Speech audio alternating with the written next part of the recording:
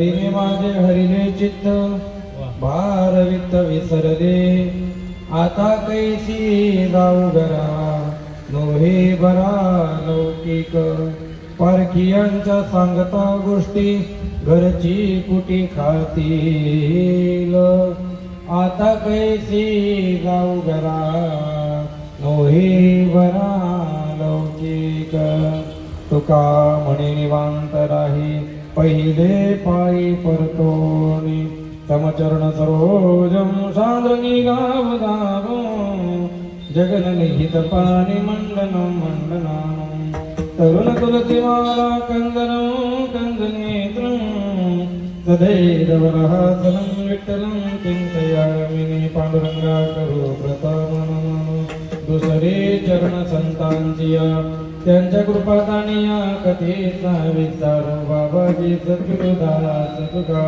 जयांचे जलिया स्मरण होय सकळ विद्येचे अधिकरण तेची बंधू श्री चरण श्री गुरूंचे नमस्कार आता मस्तक हे पायावरी या वारकरी संतांच्या ज्यांचे गावे केला वास त्याची नसावे उदास ज्ञानेश भगवान विष्णू निवृत्तीर भगवान हरहा सोपानो भगवान ब्रह्मा मुक्ताच्या ब्रह्मचित्तला मुक्ताबाई नमो त्रिभुवन पावनी आद्यत्रय जन देवाची सच्चिदानंद रूपाय विश्वोत्पत्त्यादि तवय तापत्रय विनाशाय श्री कृष्णाय वयो नमः राधे श्री कृष्ण गोविंद हरे मुरारी हे नाथ नारायण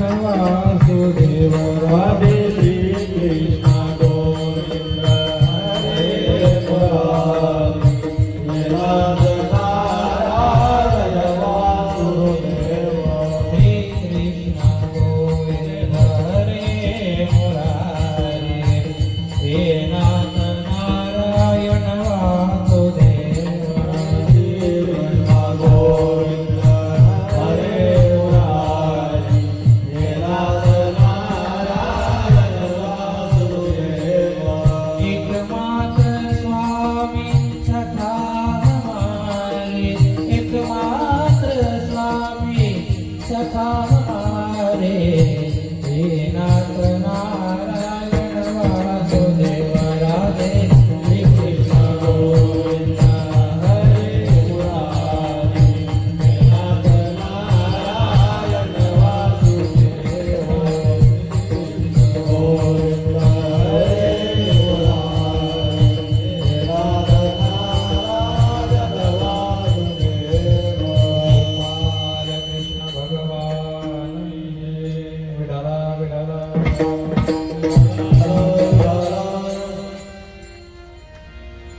हरिने माझे हरिले चित्त भारवित विसरले आता कैसे जाऊ घरा नोहे वरा लौकिक प्रस्तुत प्राप्त स्त्री प्राप्त प्रसंगी परमपवित्र आपल्या या श्री हनुमंतरायांच्या दरबारामध्ये भगवान गोपाल कृष्णाचं चरित्र सांगण्यासाठी काल्याच्या निमित्ताने निवडलेली ही गवळण जगद्गुरु तुकोबरायांची आहे.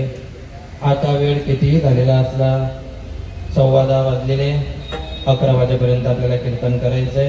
11 म्हणजे 11 11 म्हणजे याच्यावर 1 मिनिट जाणार नाही. गोपाल कृष्णाचं चरित्र आयुष्यभर सांगितलं तरी ते काही अपूर्ण राहणार, ते चालूच राहणार आहे. आणि सगळ्या गोष्टींचा विचार करत असताना अर्धा तास पाऊण तास का असेना पण अतिशय चांगलं अतिशय गोपाल कृष्णाचं आणि तुमच्या या सप्ताहाचं सार्थकता होईल म्हणून भगवान कृष्णाचं चरित्र सांगण्याचा मी प्रयत्न करणार आहे. खऱ्या अर्थाने बघायला गेलं तर गोपाल कृष्णाचं चरित्र हे फक्त सांगायचं असतं ना ऐकायचं असतं, पण तसं वागायचं जर तसं वागायचा प्रयत्न केला तर आगो काम होऊ शकतात. माणसाला जर जीवनामध्ये पुढे जायचं असेल तर 2 गोष्टी केल्या पाहिजे. रामाचा आदर्श आणि गोपाल कृष्णाची नीती या 2 गोष्टी जर तुम्ही डोक्यात घेतल्या तर तुम्हाला कधीच अडचण येणार नाही. रामासारखं जीवन जगायचं आणि गोपाल कृष्णासारखं आयुष्य जो आपल्याशी जसं वागेल तसं त्याच्याशी वागायचं. ज्याला जितकी लायकी पसते तितकीच द्यायची. तुम्ही डेडोरला कधी सोन्याच्या वीटवर बसवलं तरी तो गटारमध्येच कुदणार आहे. त्यानंतर डेडोरले सोनाना ईटवर पटाळो. असं हे कृष्ण नीती बरं का. रात्रभर काही झोप नाही इकून गेल्याच्या नंतर असं मनात विचार चाललेले होते, सकाळी उठायचंय सकाळी उठायचंय. आणि नेमकं ज्या दिवशी उठायचं असतं त्या दिवशी रात्रभर झोप लागत नाही. काय परिणाम असतो मनावर काय माहिती. म्हणून मी काल्याचं कीर्तन घेत नाही. मी रोज सकाळी लवकर उठून जातो 12-1 वाजता. मी 4 वाजता घरी जातो, 5 वाजता घरी जातो. माझी मला नेहमी म्हणते की बाबा तू लवकर उठत जाय. तू म्हटलं लवकर उठत जाय. जेव्हा तुम्ही उठता तेव्हा मी झोपतो. त्याच्यामुळे आम्हाला ते माप आहे. कधी कधी नाना बाबा मला असं वाटतं मी विष्णूचा अवतार आहे. मी जपेलच रास हो विदा कामाल मी जपेलच रास. हा म्हणे वशी म्हणे तू पण म्हणे बाई म्हणे विष्णू अवतार नाही म्हणे तू बघा मारुती म्हणे. म्हणतो तू आगोपणा करत जाऊ नको. आज या काल्याच्या निमित्ताने बघा काल सगळ्यांचा परिचय झाला त्याच्यामुळे आज काही वेळ खर्च करत नाही. गणुदास म्हणे आली ही पर्वणी घ्यावी ती साधुनी प्रयत्नांनी. महाराज मग हे सप्ताह जर 1000 वर्ष चालला तर 1000 वर्ष काल्याच्या कीर्तनात गोपाल कृष्णाचं चरित्र सांगायचं का? हो, गोपाल कृष्णाचं चरित्र सांगायचं. याचं कारण काय आहे? याचं कारण असं आहे, श्रीमद भागवतामध्ये भगवंताचे 24 अवतार आहे. किती अवतार आहे? तुम्हाला एक सूचना आहे बरं का. मला त्या गोष्टीला काही डिस्टर्ब नाही, फक्त तुम्ही तिकडे पाहू नका. मला त्या गोष्टीचा डिस्टर्बनेस का नाहीये? तुकोबाऱ्यांचे वडील गेले, तुकोबाऱ्यांची आई गेली, तुकोबाऱ्यांची पत्नी गेली, तुकोबाऱ्यांचा मुलगा गेला, पाटलाने मारलं, वेश्येचा आरोप लागला. एवढं मोठं दुःख असताना सुद्धा तुकोबाऱ्यांनी अभंग लिहिले, कारण बाहेरचं मनापर्यंत कधी गेलंच नाही. त्याच्यामुळे बाहेरचं माझ्या कानात जात नाही आणि या गोष्टीला मी डिस्टर्बही होत नाही. फक्त तुम्ही तिकडे पाहू नका. तुम्ही पाहिलं म्हणजे तुमच्या बरोबर मी बी तिकडे पाहणार. फक्त माझ्यावर विश्वास ठेवा. 11 म्हणजे 11, कारण तुमच्यापेक्षा मला लांब जायचं, अहमदाबाद जायचंय मला. त्याच्यामुळे मी तुमचा टाइम जास्त घेणार नाही. लक्ष देऊन ऐका. आता अभंग गवळण अशी आहे, तुम्ही हुशार लोक आहे, तुम्ही ऐकणारे लोक आहे. हरिने माझे हरिले चित्त. काय झालं माहिती का? तुम्हाला पाहून कीर्तन करतो आज, म्हणजे तुम्हाला लवकर समजेल. आज तुम्ही अर्जुन आणि मी कृष्ण होतो आजच्या दिवस. कोणाला तरी अर्जुन व्हावं लागेल ना कीर्तनामध्ये. एक गवळण आहे आणि ती गवळण रडत बसलेली आहे यमुनेच्या काठावर. यमुनेच्या काठावर गवळण रडत बसली आणि त्यावेळेला तुकोबाऱ्यांची त्या ठिकाणून फेरी झाली. तुकाराम महाराजांनी गवळणीला विचारते की तू का रडते आहे? तर ती म्हणते हरिने माझे हरिले चित्त. अगं वेळी देवाने जर तुझं चित्त चोरलं तर तू स्वतःला भाग्यवान समजलं पाहिजे. अहो तुकाराम महाराज तुमचं म्हणणं बरोबर आहे.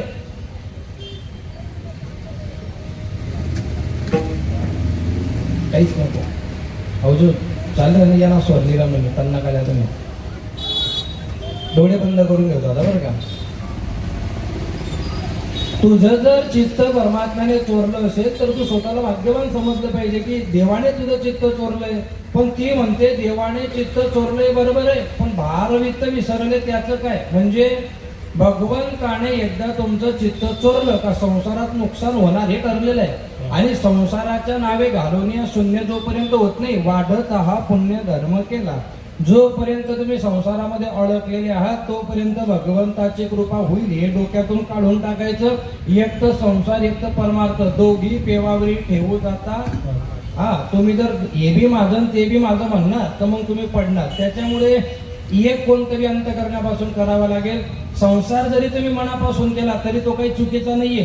संसार करणं हे सुद्धा पुरुषार्थाचंच लक्षण आहे. पण संसारी असावे असोनी संसारामध्ये राहायचं, शरीराने अंतकरण भगवंताकडे ठेवायचं. आमचं नेमकं चुकीचं आहे. आमचं परमार्थामध्ये शरीर असतं आणि संसारामध्ये मन असतं. म्हणून आपण केलेल्या पुण्याचं फळ आपल्याला भेटत नाही. पण हरीने जिथं चित्त चोरलं ती गोपिका किती भाग्यवान असेल जरा लक्ष देऊन ऐका. भार वित्तले परले. आता प्रश्न असा आहे, तुम्ही रात्री होते का? होते का? आज तुम्ही माझ्या समोर बसले त्याच्यामुळे माझ्याशी बोला. तुमचा चेहरा चांगला आहे, हसरा वगैरे काही मरिया पण हसणारच नाही. हसतच नाही लोक. काय रोग झाला काय माहित त्यांना. आता अमेरिकेमध्ये हसायचे सुद्धा क्लास आहेत नाना बाबा. हसायचे सुद्धा पैसे द्यावे लागतात. मग तो जग तिकडे हसतो हे हसता. अरे इकडे या, तुम्ही इकडे आलं पाहिजे. एकदा भगवंताचं नाव हृदयामध्ये घेतलं, तुमचं अंतकरण एकदा पवित्र झालं, अंतकरण शुद्ध झाले की चेहऱ्यावर तेज तयार होतं. ज्याच्या चेहऱ्यावर तेज नाही तो पारमार्थिक असू शकत नाही. मग त्याने कधी कितीही म्हटलं की मी 50 वर्ष झाले पंढरपूरला पायदल जातो, तू 100 वर्ष वारीला जाय, पण तुझ्या चेहऱ्यावरचा नूर सांगतो की तू पायदल पंढरपूरला गेला, पण तुझ्या मनातलं पंढरपूर अजूनही रिकाम आहे. त्याच्यामुळे त्याच्यावर तुम्ही जरा विचार केला पाहिजे. ऐका मग आता बाबा, तुम्ही समजा एखादा व्यवसाय करताय आणि तुमच्या डोक्यावर मावशीने म्हणा किंवा मुलांनी म्हणा 5 किलो इडल्या दिल्या, इकडे खमण घ्या, खमण इडली नका घेऊ, खमण घ्या. तुम्ही 10 किलो खमण घेतलं आणि विकायला निघून गेले. विकत घेतला तुम्ही सगळंच सगळं खमण विकून टाकलं. अर्ध्या तासाच्या नंतर तुमच्या लक्षामध्ये असं आलं की खमण बी काही गेल, पैसा बी आत्मा नाहीये. तुम्ही घरी जाणार का? तुम्हाला काय आलेलं आहे आता? टेन्शन आलंय की बाई खमण ती काही घे पण पैसा. या गोपिकेसोबत बी तसंच झालेलं आहे. हिने देवाने चित्त चोरल्यामुळे ही काय झाली, ही झाली पागल. हिला काही सुधरत नव्हतं. मथुरेच्या बाजाराला गेली, दही दूध विकून टाकलं आणि पैसे घ्यायची काही आठवण राहिली. आता दही दूध बी नाही, पैसे बी नाही आणि घरची सासू काही चांगली. पहिले सासू लोकांचा दरारा होता, आता सासवांचा दरारा राहिला. 4 दिवस सुनेचे 4 दिवस सासूचे 4 दिवस गेले. आता कोणाचे दिवस आले? ती सून काही आपलं सोनाले तयार. त्यापुरता सासू सून होई जाईल. आता वट्टावर बडी जाऊन फक्त कुत्रा आखली आणि बकरी गरमा घुसा नको, इथलंच काम येते, दुसरं काही काम. कारण तुम्ही बी, आणि याच्यात काही चुकीचं नाहीये, हे तुमचंच कर्म तुम्ही भोगताय. जर देवाचा बाप बिन पाण्याचा मेला तर आपल्या सारख्याचा मेला तर त्या बापाचा दोष आहे, पोरांचा दोष नाही. आपलंच पाप आपल्या पोटी आहे. तुका म्हणे पापे येती रोगाची या. आपल्या जीवनामध्ये जर दुःख आलं असेल तरी आपलं कर्म आहे. आपल्याला कोणी जगात त्रास देऊ शकत नाही. आपलं चुकलं, आपले भरणं पडी आणि भराने जर दानात ते होणार तर चांगलं वागायला पाहिजे, दुसरा काही विषय नाही जीवनामध्ये. ऐका माता बरं का, तिने सगळं विकून टाकलं, पैसे बी नाही. मग आता ती म्हणते आता कैसे जाऊ घरा, माझ्याकडे दही दूध बी नाही, माझ्याकडे पैसे बी नाही, मी घरी कशी जाऊ? नो हे बरा लौकिक, म्हणजे आता काही चांगली परिस्थिती नाही. अगं वेळी मी देतो तुला पैसे. अहो तुकाराम महाराज, तुमचं म्हणणं खरं आहे, पण मी सकाळपासून इथं बसलीये आणि माझ्या शेजारच्या कितीतरी बाया घराकडे गेल्या. आता या घराच्या जवळच्या बायांनी माझ्या सासूला ऑलरेडी सांगून दिलं असेल, पारखियांच्या सांगता गोष्टी. या परक्या लोकांनी माझ्या घरामध्ये चुकल्या लावून दिल्या असतील. घरची कुटी खातील, म्हणजे कुटी खातील म्हणजे कट करतील, दात खातील, आता माझ्यावर रागवतील. आणि म्हणून आता कैसे जाऊ घरा, नो हे बरा लौकिक. मग तुकाराम महाराज म्हणतात, तुका म्हणे निवांत राही. अहो कस काय निवांत राहू? माझ्या अहो निवांत राहायचंय तुला. आता एक काम कर, घरी जाऊ नको, आता संसारामध्ये परत फिरून पाहू नको. आता एक काम कर, तू पहिल्या मार्गावर परत जा. पहिला मार्ग कोणतं? हरिने माझे हरिले चित्त. तुझं चित्त देवाने चोरलं ना, आता तू सुद्धा त्या देवाच्या मार्गावर पहिले पाये परतोने विठाला विठाला.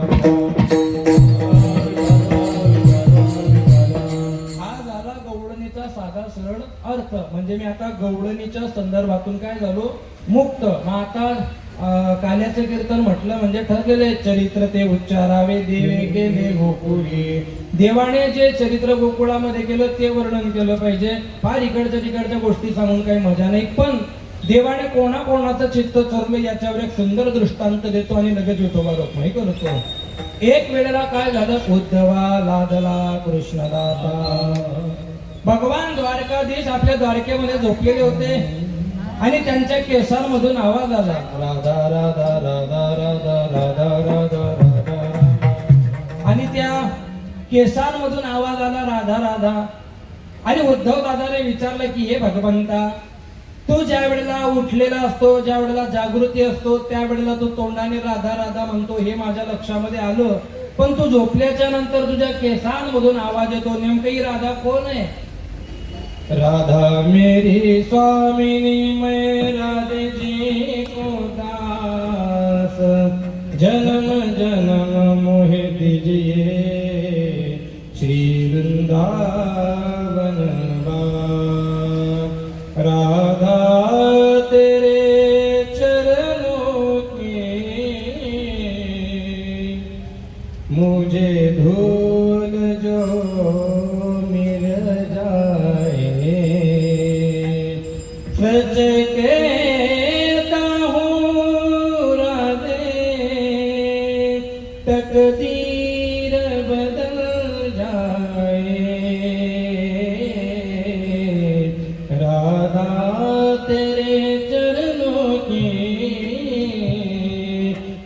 मुझे भूल जो मिल जाए. भगवान सांगितलं की राधा कोण आहे तुला बघायचंय. अरे राधेचं वर्णन मी तोंडाने करू शकत नाही. आणि मग त्याच्यानंतर भगवान गोपाल कृष्णाने उद्धव दादाकडे एक पत्र पाठवलं. दृष्टांत फार महत्वाचं, अत्यंत गोड आहे. कमी बोललं पाहिजे पण चांगलं बोललं पाहिजे असे गुरु आमचे शिकवायचे. पोतभर मुरमुरे खाण्यापेक्षा अर्धा किलो बदाम खाल्लेले कधी चांगले असतात. त्याने पोट बी भरतं आणि तब्येत बी बनते माणसाची आहे की यात बी चांगली होते. आणि इतकं बरं आहे की आम्ही काय सांगतो तुम्हाला विसर पडतो आणि तुम्ही अजिबात सुधारायचं नाही. जर तुम्ही सुधरी घ्या ते सुधरा, आम्ही कोणते सांगायला. जे चालू येते चालू द्यायचं. जोपर्यंत तुम्ही झोपलेले तोपर्यंत आमच्यासारखी येणार आणि तुम्हाला जागवण्याचा प्रयत्न. आणि जर तुम्ही जागे झाल्या मग तुम्ही आम्हाला बोलवणार नाही. जागू नका, असे झोपलेले राहा. काय देव विरोधात आहे काय माहिती माझ्या. मी असं सांगितलं होतं चटई पोळे करता देवनी डायरेक्ट गुण घालते ना, डायरेक्ट आपण 15 फूट मागे सारखं आहे तुझं. काय देव माहिती हो. भेटसू त्याला बी काय चालू आहे त्याला मन मदत येते. आज संध्याकाळी पाऊस पडणार आहे. आज संध्याकाळी काय पडणार आहे. माझ्या आठवणीत तुम्हाला पाऊस चालू झाला की मला फोन करत जाणार ना. तुम्ही घरी चाललंय की नाही. तुमले मग मला की सोन घडणार पुढे तो.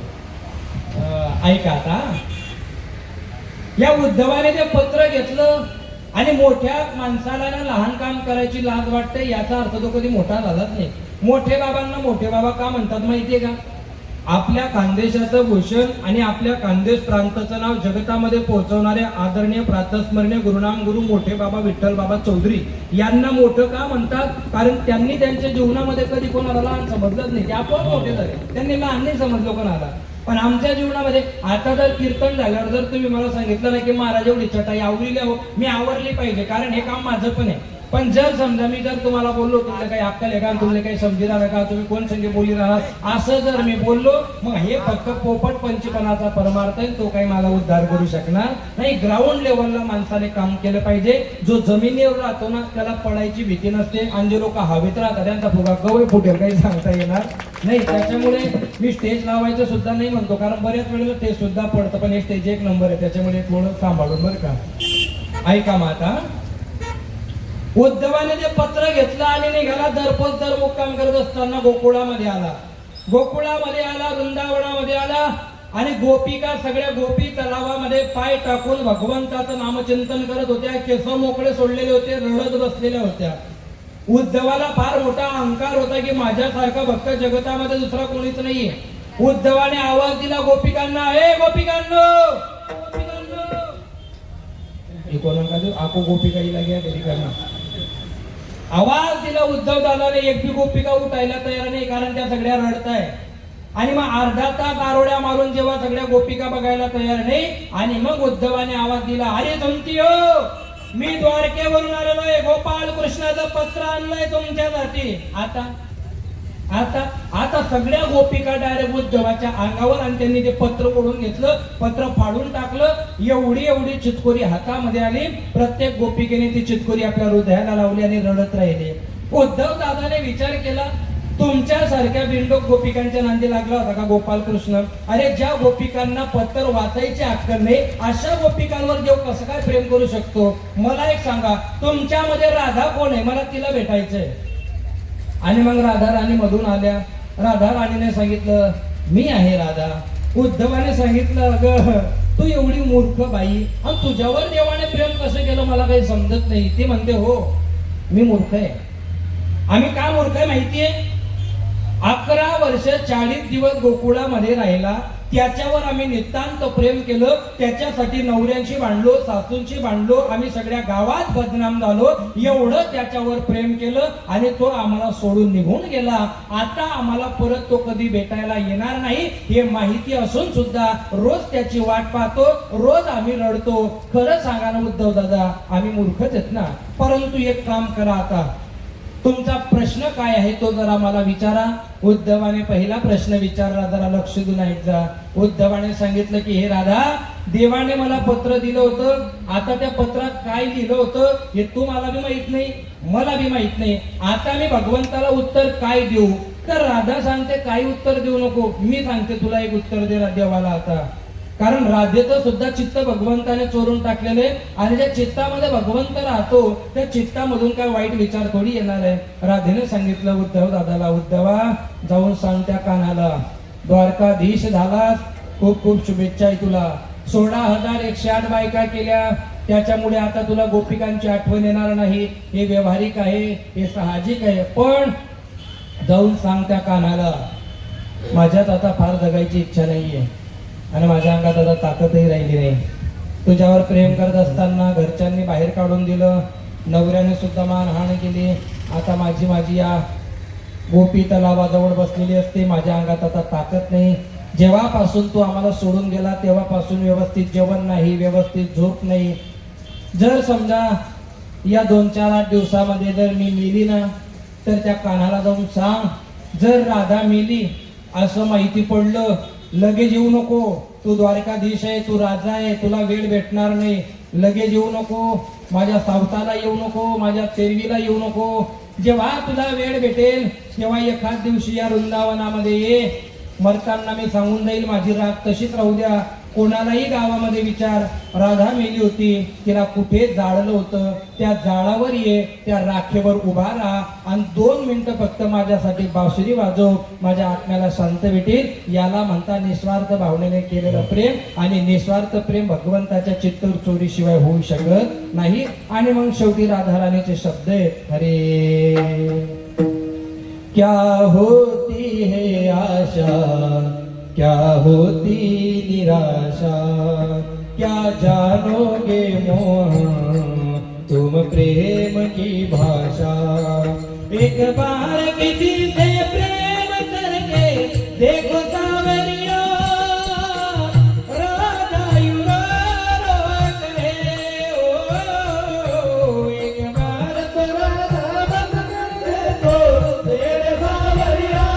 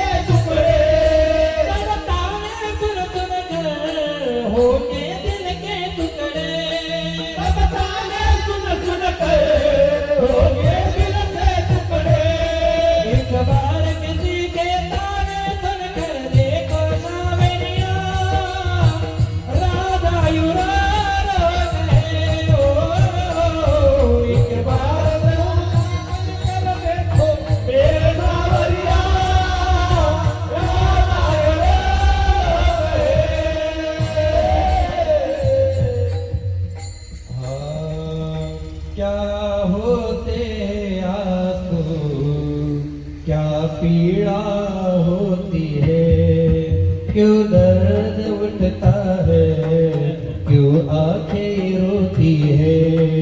एक बार तो तुम आंसू बहा कर देखो सावरिया, राधा रो रो कहे. आणि जाऊन सांग त्या कानाला, पनघट पे मधुबन में ओ इंतजार करना, कहीं शाम तेरे खातिर ओ घुट घुट के मरना. एक बार किसी का इंतजार कर देखो सावरिया, राधा रो रो कहे ओ. आणि एवढंच ऐकलं उद्धवाने आणि राधेचा भक्त झाला. आणि मग त्याला उद्धवाला धला कृष्ण राधा. भक्ताला सुद्धा भक्तांकडून मार्गदर्शन मिळालं तर भक्ताला देवाचं दर्शन होऊ शकतं. याचं सर्वात मोठं उदाहरण हनुमंतराय. काय भक्तीच्या त्या वाटा मग धावा. ठीक आहे, हरिने माझे हरिले चित्त भार वित्त विसरले, आता कैसे जाऊ घरा मोहे भरा लौकिक. भगवंताच्या 2 लीला सांगतो, ऐकण्यासारखे आहे. काल्याच्या कीर्तनात जर देवाच्या लीलाने सांगितल्या ना तर फार गले गले होऊन जातं ते.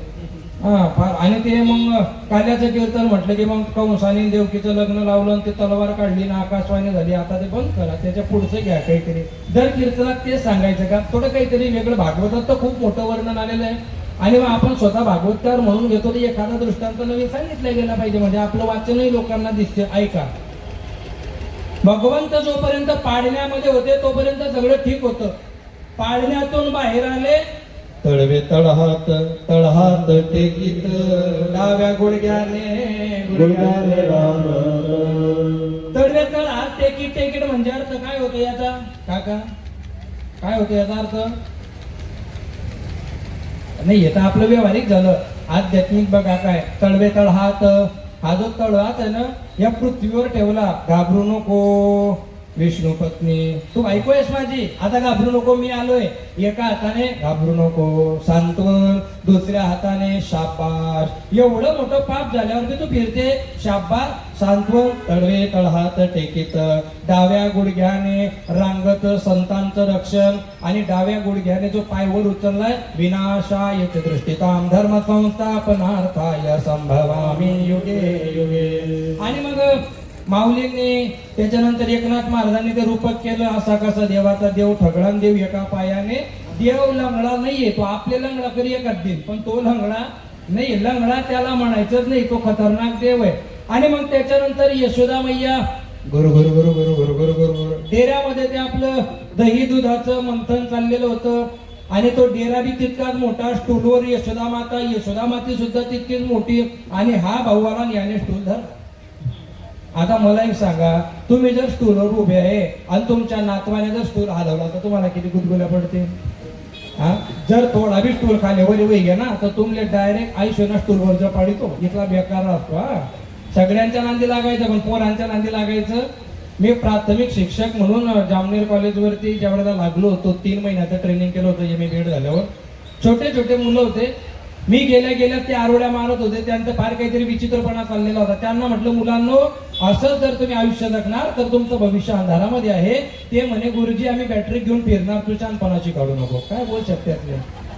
सगळ्यांच्या नांदी लागू शकतो आपण, पण लहान मुलांच्या नांदी लागू शकत. त्या प्रत्येक गोष्टीला का बघ आपले काना करायला मागे राहतात, त्यांच्या नांदाला लागायचे नाही. 10 लाख लोक माझ्या समोर बसवा, मी बोलायला तयार आहे, पण 4 लहान पोरे म्हटलं का मी त्यांच्या नांदाला लागत नाही, कारण ते भगवंताचे रूप असतात असं म्हणतात. यशोदा मैयाचा स्टूल हारायला लागला. यशोदा मैयाने प्रेमाने सांगितलं, भाऊ स्टूल नको आलो, मग मला वर घे. तिने त्याचं बखाटा धरलं, कड्यावर घेतला. जसं कड्यावर घेतलं त्याने डेरा धरला. डेरा जमते तुम्हाला? पहिले डेऱ्या नव्हत्या, डेऱ्या होत्या. माझी नका भाऊ तिकडे पहा. पहिले डेऱ्या नव्हत्या, काय होत्या? डेऱ्या. पण या डेऱ्या आल्यापासून डेऱ्या काय झाल्या? कमी झाल्या. काही लोकांचा मला तुमची डेरी आहे, अरे एअरबॅग फक्त चांगल्या गाड्यांना असतात, बेकाम्या हे एअरबॅग आहे त्या. हा, म्हणजे 21 दिवस नाही बी जेवण केलं तरी आम्ही मराव. जे लोक असे ते फेसपॅक वगैरे घेऊन फिरतात ना, त्यांना तुम्ही 4 दिवस खायला देऊ नका, येडांगत करायला लागतात त्या. मी जर माझी कथा राहिली तर 8 दिवस मी त्या गावामध्ये अन्न सेवन करत नाही, तो माझा नियम आहे. आणि भागवताचा नियम बाबांनाही माहिती आहे, कधीही आपण अन्न खाऊन व्यासपीठावर बसू शकत नाही. बसले तर बुद्धीच काम करणारी, वाणीचं तप कमी होऊन जातं, एक सोजवळता आणि खूप काही गोष्टींचं पाप लागतं. त्याच्यामुळे त्या गोष्टी आपण पाळल्या पाहिजे. ऐकावा आता, देवाला बघ गड्यामध्ये घेतलं, त्याने डेरं धरलं आणि डेऱ्यामध्ये पाहायला लागला. जसं लोणी दिसलं तसं यशोदा मातेकडे बघायचं की कधी खाली ठेवतील, कधी इकडे जाते. मा, अगं लोणी वर येत नाही, याच्यामध्ये तुला पाणी टाकावं लागेल. यशोदा मैया म्हणे, एवढा हुशार कोईस पाणी होई गया म्हणजे मी मनोज महाराज कीर्तनले बटेले म्हणे, पण हुशारच होतो तो. यशोदा मैयाने त्याला स्टूलवर ठेवलं, पाणी घ्यायला गेले. आऊ डायरेक्ट डेरा कधी पडणार, डायरेक्ट मध्ये डायरेक्ट पुरं लोणी कानं चालू. यशोदा माता आली. यशोदा मातेने बघितलं कृष्ण काही दिसत नाही. काही लोक कृष्णा म्हणतात, हरे कृष्णा. कृष्णा नाही, कृष्णा माने द्रौपदी. कृष्णा माने द्रौपदी. कृष्ण म्हणजे गोपाल. कृष्ण भगवंताला ज्या वेळेला शिशुपालाला मारल्याच्या नंतर ते लागलं होतं ना, त्याच्यासाठी सख्खी बहीण द्रौपदी चिंधी घ्यायला गेली होती. आणि ही मानलेली द्रौपदीने हिने तिचा धागा बांधला होता. तेव्हापासून भगवंताने तिला सांगितलं, तू माझी सावली आहे. कृष्णा शब्दाचा अर्थ होतो सावली. सावली म्हणजे द्रौपदी, तू सावली सारखे माझ्या रक्षणाला आली. पण एक एक धाग्याची एक एक साडी तुला दिल्याशिवाय राहणार नाही. वस्त्र हरणाच्या वेळेला भगवंताने 9,999 साड्या पुरवल्या होत्या. पण याचा अर्थ पहिले भगवंत घेतो आणि मग देतो. याल तरी या रे, गरज असेल तर या, नाहीतर मी तुम्हाला इथं बोल. काही लोकांचा, महाराज आमना गावमा आमना आई आम्हा इथला वरीच जायना सप्ताह चालू आहे, पण काही आमले देव बोलावत नाही हो. तुमले देव डायरेक्ट बोलाय खावाली काम पण आहे तुम्हाला. पण 7 दिवस कीर्तन जर ऐकलं नाही आणि 8व्या दिवशी जर काल्याचे कीर्तन न ऐकता जर तुम्ही इथला महाप्रसाद खाल्ला, शास्त्राचा पुरावा देऊन सांगतो, त्यानं रक्त बनाव नाही, त्यांना रोगच बनी आई सांगितलं. उदाहरण द्या, पुरावा द्या, पुरावा घ्या. श्रीमद भागवत शुकमुनींजवळ राजा परीक्षित भागवत ऐकायला गेले.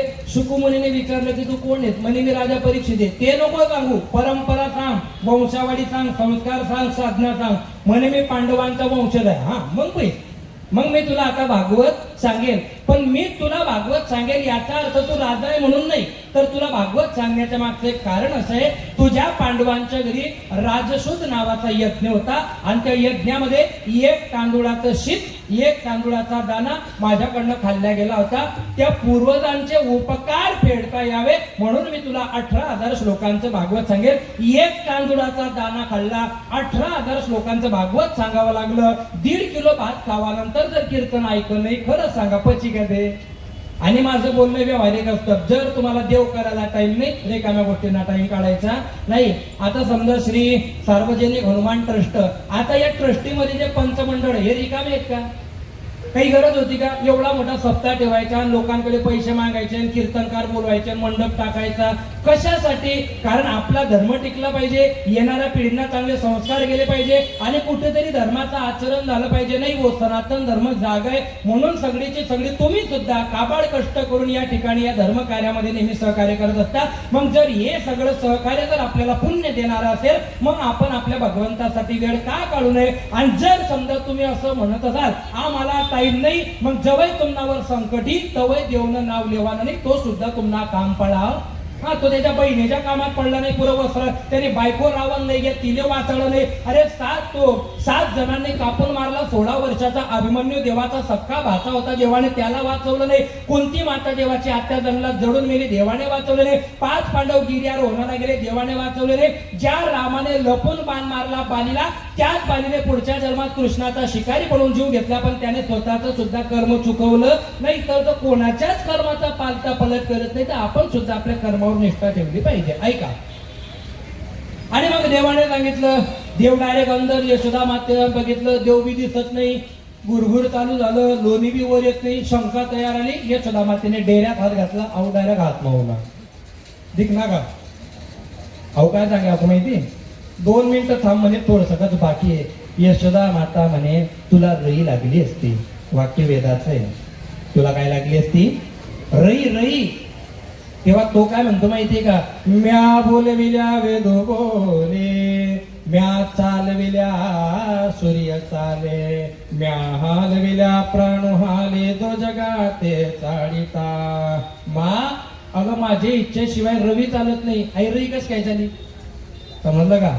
रवी सुद्धा माझ्या इच्छेशिवाय चालत नाही. आई रई इले मोडी टाकतो मी कालेला खाली, तू कान लिहू नको. पण शेवटी त्याला यशोदा मातेने तो परत तो डेरा धरायला लागला. आणि मग काय गवळण म्हटलं जाते, हरी अरे अरे अरे नको नको नको हात घालू तू डेऱ्यात, तुला गोडीने सांगते हसू नको गालात, तुला गोडीने सांगते हसू नको गालात. अरे अरे अरे नको नको नको हात घालू तू डेऱ्यात, अरे अरे अरे अरे नको नको नको हात घालू तू डेऱ्यात, तुला गोडीने सांगते हसू नको गालात, तुला गोडीने सांगते हसू नको गालात, तुला गोडीने सांगते हसू नको गालात.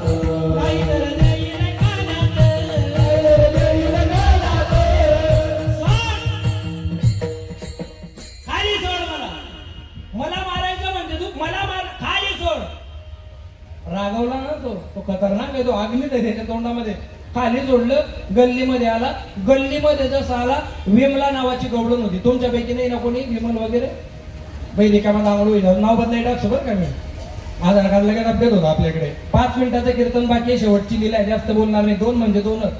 त्या कमला नावाच्या गवळणने काय केलं, तो माखलने भरलेला देवाच्या अंगावर गोंटी टाकली, त्याला उचललं, डायरेक्ट 3ऱ्या मजल्यावर घेऊन गेले. 3ऱ्या मजल्याहून त्याची गोंटी बिंटी काढली, पपुडा बिपुडा झटकला त्याने, हातामध्ये बासरी. लोणी खायला दिलं, लोण्याची वाटी घेतली आणि डोळे भरून लोणी खाताना एकच प्रश्न विचारतोय, मनावर गोंटी कोणी टाकी होती? कोणीच बोलायला तयार नाही. त्यांना कोण लागी? अरे तू खाण्याचं काम करणार, तू प्रश्न का बरं विचारतोय? हो मी खाणार आहे, पण माझ्यावर गोंटी कोणी टाकली होती? मग ती विमल आली किचन मधून, मी टाकली होती. काय करशील? काय करशील? 12 वाजता सुटून आले. कुठे राहते? म्हणे गल्ली नंबर 3, प्लॉट नंबर म्हणे 32. खाली का वरे? म्हणे वरे. किती वाजता येशील? मी तुझ्या घरी आज रात्री बरोबर 12 वाजेला येणार.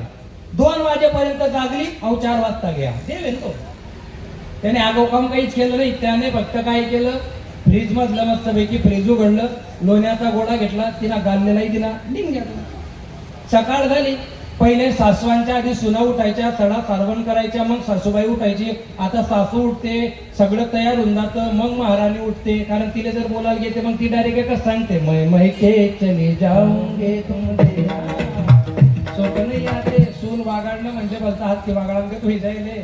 कोणतंही गाव माझ्यावर 2, 4, 5 लोक तुम नाकडे खाली गरीबने वैते का गरीबच बेकार होई जायले. ते डायरेक्ट हातवर करतात गरीब. हा अरे सगळी करणार दिन राहिले कोणते सांगतात ना का काका आपलं आपलं आमना गावमा सगळी करी पोऱ्याला हायर लागली, पोर पैकी ते ती. तो माले फोनला चालू कीर्तन मा म्हणे महाराज तिथे चालली गई म्हणता हायर लाग जाईल का? म्हणे हा. म्हणते एक काम कर, कोणलेच सांगू नको, रातले हाय पुशी टाक, शेंदूर लाव, मारुतीला मंदिर उभट आते वावली गई ती. त्याच्यामुळे जसं आलं तसं करून घ्यायचं, भारी भरायचं नाही. ऐका, याने लोणी वगैरे लावला आणि निघून गेला. सून झोपेतून उठली, सासू झोपेतून उठली, लाईट लावला, एकमेकींना बघितलं आणि त्या सासूने काहीच विचारलं नाही, पहिले कानफड्यात ठेवून दिली. कानफड्यात ठेवल्याबरोबर पहिले सासा मारायच्या सुनीने सांगितलं का आत्या, अहो मला नेमकं मारायचं कारण काय? तुम्ही लबाड आहे, तुम्ही खोटं बोलतात. त्या लहान गोपाल कृष्णाचं नाव घालतात आणि रात्री उठून तुम्ही लोणी खातात, लाज वाटायला पाहिजे तुम्हाला. ती म्हणा आम्ही लोणी खातो. आर सबक पहिले आर सबकायला गेली, तिला तोंडले काय लाग झालं होतं. पण तीन बी डोळ्या नंबर उघाडा. ती म्हणे आत्या मन जाऊ द्या, तुम बी तोंड केल्या. अहो तीन बी तोंड चोपडी नाही जायला होता. आता सुन देऊ का तुमका? म्हणजे देव येतो त्याच्या नांदी लागायचं. चतुरा तो शिरोमणी गुण लावण्याच्या खाली. अनेक चोऱ्या केल्या, अनेक खोड्या केल्या, अनेक लीला केल्या आणि त्याच्या लीला सांगत असताना आयुष्य अपुरं पडतं. मग शेवटी सगळ्या गोपिकांनी सगळ्यांनी आरोप केला, आम्ही इथं राहायचं का जायचं, भांडायला लागल्या. भांडता यशोदा मैयाचं बी डोकं उठलं आणि आता यशोदा मैयाने गोपाल कृष्णासोबत काय केलं हे ऐकण्याच्या आधी सर्वांनी भजन करावे. ठोकबार कुमाये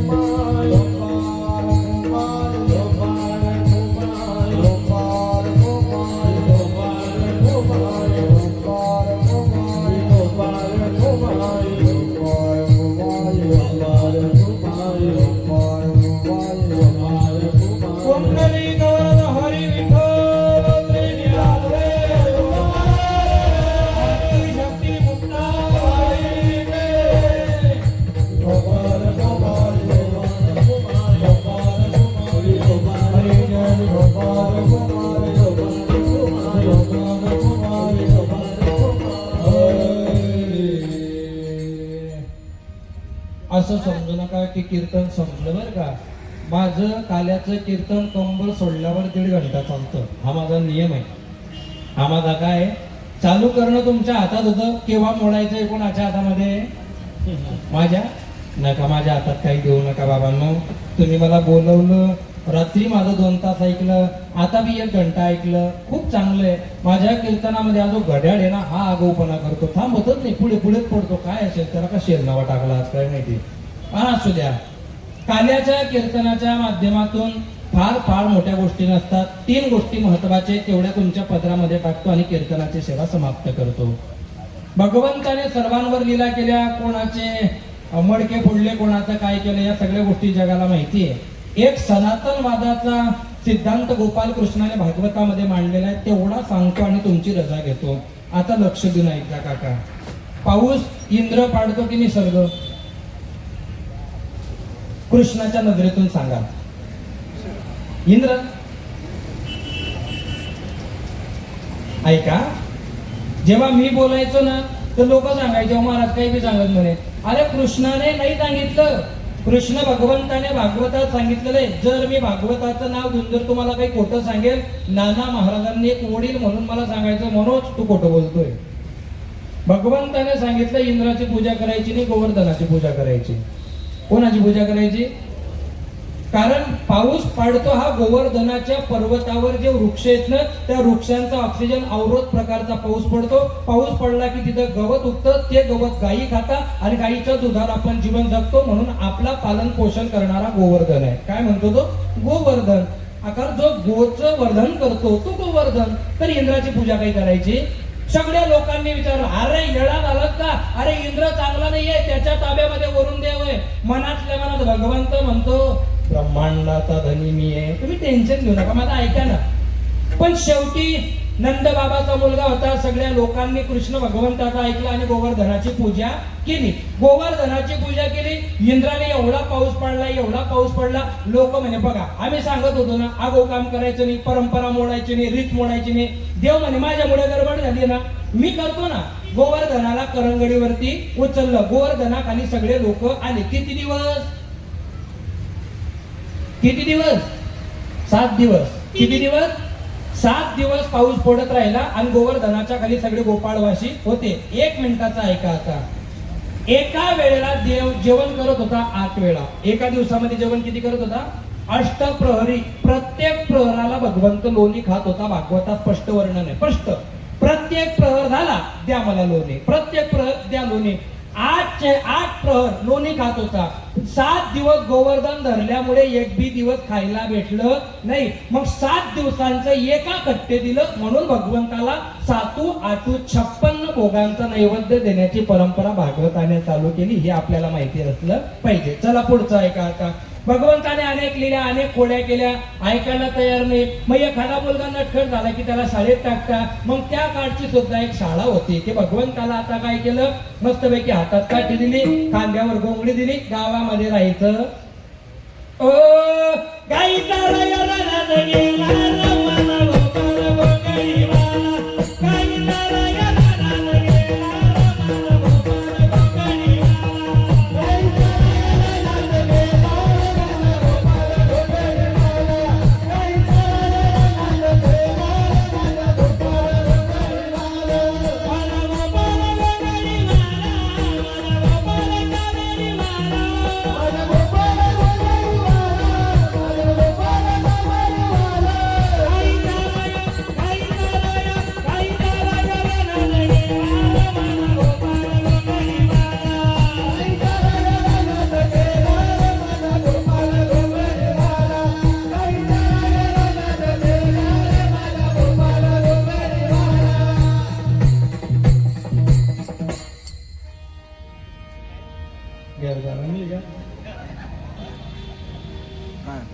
गाई चारायला गेला, पण ज्याला सुधारणं नाही तो सुधारत नाही, तो तटे जाईल आगोपणा तरी. तिथं गेल्याच्या नंतर बी त्याने खेळ चालू केले. खेळ चालू. काही लोक म्हणतात बा क्रिकेटचा शोध इंग्रजांनी इंग्लंडमध्ये लावला. नाही, माझ्या गोपाल कृष्णाने 5000 वर्षापूर्वी वृंदावनाच्या यमुनेच्या काठावरती चेंडू फळी नावाने क्रिकेटचा शोध लावला होता. पण आमच्या लोकांनी आमच्या ग्रंथांना अभ्यासल्यामुळे सगळं क्रेडिट कोणाला गेलं? बाकीच्यांना गेलं. पण आपण विश्वगुरु होतो, आहोत आणि राहू. अजिबात काळजी करायची नाही. भगवंताने गायी चारता चारता दुपारचे 12 वाजले. आता कांदी भार पोटी भोक काय खेळायचे सुख. सगळ्याच्या सगळ्या गायी एकत्रित केल्या.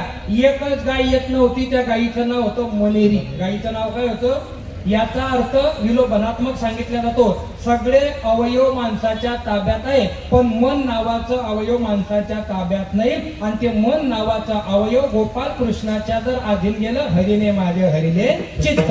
या गोष्टी भार वित्त फक्त डोक्यावरचा भार म्हणजे त्याचं इदूत नका घेऊ. तुमच्या जीवनातले सगळे संकटरूपी भार गेल्याशिवाय राहणार नाही. आणि तुम्ही ज्या गोष्टीचा लोभ धरून ठेवलेले ते वित्त सुद्धा बाजूला गेल्याशिवाय राहणार नाही. घरी जायची जरी वृत्ती आली तरी तुकोबाऱ्या तुम्हाला भेटतील. तुका म्हणे निवांत राहील पहिले पायी. ज्या मार्गाने सुख भेटतं त्या मार्गाने जायचं, रिकाम्या गोष्टींकडे वाटचाल करायची नाही. ठरल्याप्रमाणे सगळे गायी एकत्रित आले, सगळे गोपाल एकत्रित आले. मग सगळ्यांनी आपापले डबे उघडले आणि देवाला सांगितलं की देवा तू आमच्या घरचं खा. देव म्हणतो मी असं कोणाच्या बी घरचं खा. मग जनाबाई उठल्या. पूर्ण पुढी समर्थाची भाजी भाकरणात जेवी जेवी बा विठ्ठला दही भात कालविला. देव म्हणे मी असं कोणाच्या घरचं खात नाही, तुम्ही बी खाऊ नका. तुका म्हणे सांडा घाटे तेने नका भरू पोटे. आणि मग संत मंडळी उठली. सगळे डबे एकत्रित केले. सगळा काला मोडून टाकला. भेद विरहित मिश्रण किती नाम काला. मी तो पण जाऊ दे दुरी एकची गोंगडी पांघरू. हरी हरा नाही भेद गेला वाद. विष्णुमय जग वैष्णवांचा धर्म भेदा भेद भ्रम हा मंगळ. सगळे भेद बाजूला केले, एकत्रित आणलं. आणि आता देवाला सांगितलं मी तू पण करायचं नाही. महाराज या काल्याच्या कीर्तनामध्ये लाहीच का बरं असते, हरभरे का बने. बीज बाजूली केली आम्हा जन्म मरण. आता अर्ध्या मिनिटात आपलं कीर्तन संपले. महिला वर्ग खरं खरं सांगा, तुम्ही जर या लाह्या घेऊन गेले आणि तुम्ही जर तुळशी वृंदावनात जर त्या लाह्या टाकल्या तर त्याच्यातून किती दिवसाने काय उगेल? नाही उगणार. का बने उगणार? का बने? कारण ती मोक्ष रूपाला गेली. आता जन्माला येणार. तसं त्या लाह्यांसारखं आम्हाला सुद्धा मोक्ष मिळावा, आम्हाला सुद्धा या कलियुगात परत जन्माला यायची अपेक्षा नाही. त्याच्यामुळे त्या लाहीचा संकेत दिलेला आहे. ठीक आहे महाराज. अशा पद्धतीने सगळ्यांनी तो काला खाण्याचे 3 नियम. काला हातावर आला अप्पल पोट्यासारखा तोंडात टाकायचा.